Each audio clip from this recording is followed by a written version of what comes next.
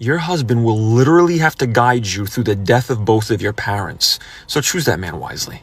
Like, yeah, muscles are cool. But can he sit with you in a hospital waiting room for 6 hours without making it about his fantasy football team? Okay, you're out here picking based on who you think looks hot in a backwards hat. Meanwhile, the real test is, can you trust them to talk to your dad's doctor when you're feeling too overwhelmed to do it yourself? And to ask the right questions, remember what was said, understand it, and then help you through it. Okay, it's not just about good morning texts. Hey, I called the funeral home, so you didn't have to do it. Okay, that's trustworthy. That's a quality to look for. But start being serious. Okay, start figuring out what really matters in life. Be picky, real picky, but about the right things. Because one day, I promise you, life is gonna body slam you with grief. And the guy who only brings vibes is gonna fold like a lawn chair. Okay, if you find the man who can hold you up when you're going through it, hold on to that for dear life. Because love it's built on the guy who brings snacks, tissues, and doesn't flinch when the hard stuff shows up. Okay, so I saw this gentleman's video and I instantly had to just say something. So my father passed away 11 years ago this year, and I still remember it like it was yesterday. I remember my father from the moment he was diagnosed with cancer to him passing away was less than 2 weeks. And in that time, I had nobody but my mother.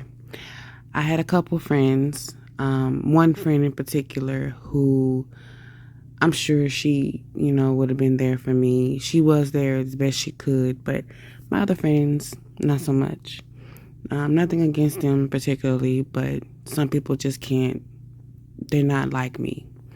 But just specifically talking about in the dating scene and dating guys, I'm very picky. My friend tells me, even to this day, you're too picky, Quia. Well, this is a prime example as to why. My mother and my father are divorced, were divorced, but they still were in love with one another. I was created from love. My mother bathed my father in his hospital room. And I always remember that. And even before that, one thing I always think about whenever I meet someone is, what's our compatibility?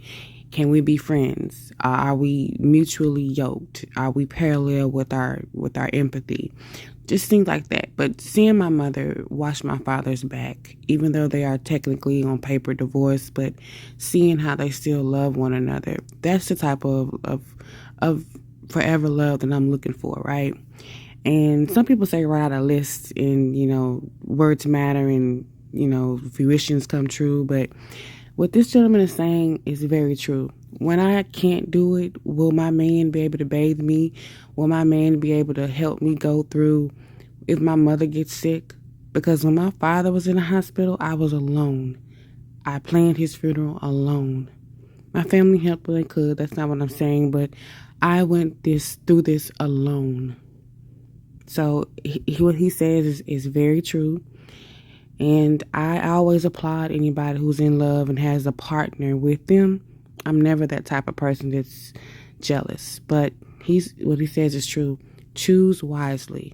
Choose your forever and make sure that it means something. Make sure that it means something to you both and that you are parallel with your love. Because when you're in a relationship and your love is not parallel, it's a waste of time. That's why situationships and friends with benefits, I don't understand them, to each his own. But even with a friend, whether you're male or female or whatever, but your friend should be able to be there and your partner should be your friend.